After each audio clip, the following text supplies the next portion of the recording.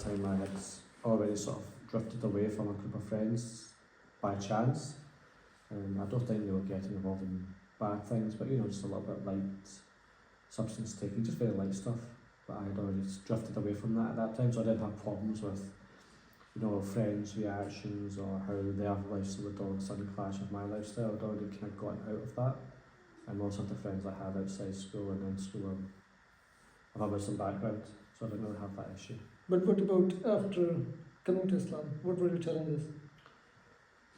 I have to be honest, Yeah. our challenges are more about kind of finding your own way.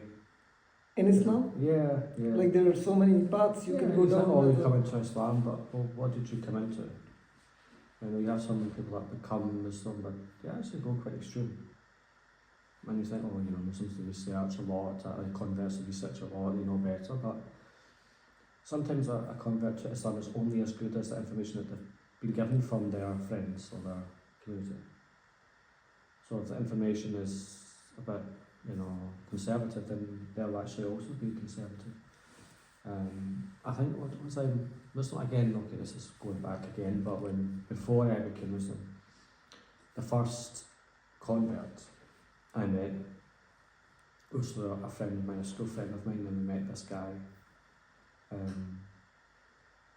And he was older than us. He was, at that time, he must have been in his 40s, but he was known in the community for my school friend. He was a convert. But the very first time I met him, I think I said, salam or whatever, but he didn't give the response back. And it was only till afterwards he said, I didn't realise you were interested in Islam, so I didn't want to give you the greeting back. It was only years afterwards, I thought it was very, it was a reaction that you could say is strict or conservative. But he was a convert. And he had, his flat that he had arranged, that was that if you went to visit him, you wouldn't even be able to see his wife. She would be sort of in separate rooms to make sure that there was zero interaction with the men.